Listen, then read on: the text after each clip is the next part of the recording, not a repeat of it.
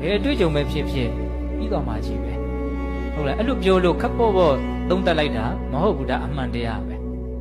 ဟုတ်လားအကုန်လုံးကဘာဖြစ်သွားမှာတော့ပြီးတော့မှကြီးပဲဟုတ်လားအဲ့ဒီပြီးဆုံးခြင်းဆိုတဲ့အနိစ္စကိုမသိလို့ဘုန်းဘုန်းတို့ရဲ့စိတ်တွေကအရေးပါတဲ့အရာရောက်တယ်ထင်ပြီးတော့ပြားတွေခတ်နေနော်ဒုက္ခတွေရောက်နေတာတကယ်တမ်းကဟုတ်လားအကုန်လုံးကဘာဖြစ်သွားမှာတော့ပြီးတော့မှာပဲစင်ပြေလည်းပဲပြီးသွားတာပဲစင်မပြေလည်းပဲပြီးသွားတာကြီးပဲ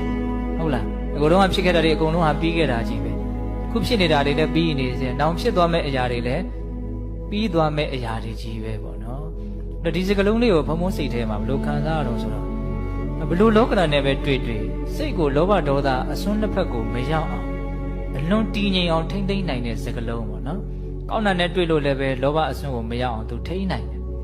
ကောင်းတာလည်းပြီးသွားမှာပဲဒီလောက်ကြီးတန်ဖိုးရှိလာတယ်မဟုတ်ဘူးနော်မကောင်းတာလည်းပြီးသွားမှာပဲလို့စဉ်းစားလိုက်တဲ့ခါကျဒီလောက်ကြီးစိတ်ပြည့်စရာမဟုတ်ဘူးလို့ဟောအဲ့လိုမျိုးအစွန်းနှစ်ဖက်ကိုမရောက်အောင်ထိမ့်ညှိပေးနိုင်တဲ့အစွမ်းရှိတယ်နော်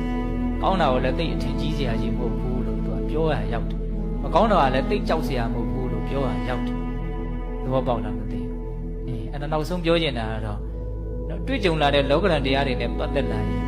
အဲ့ဒီပြီးသွားမှာပါဆိုတဲ့စကားလုံးလေးတနည်းအားဖြင့်အနိစ္စနော်အဲ့ဒီအနိစ္စဆိုတဲ့စကားလုံးတစ်လုံးကိုဘုံဘုံတို့လွန်ပိုင်နိုင်ဖြစ်အောင်လေ့ကျင့်ထားပေါ့ဟုတ်လားအဲ့ဒီအနိစ္စဆိုတဲ့စကားလုံးတစ်လုံးတည်းကပဲဘယ်လိုလောကဓာတ်နဲ့ပဲတွေ့ကိုယ့်ရဲ့စိတ်ကိုလောဘဒေါသဖြင့်မတုံ့လှုပ်အောင်ထိမ့်သိမ့်ပေးနိုင်လိမ့်မယ်လို့ဒါကိုဘုံဘုံတို့နားလည်စေချင်တာဟုတ်လား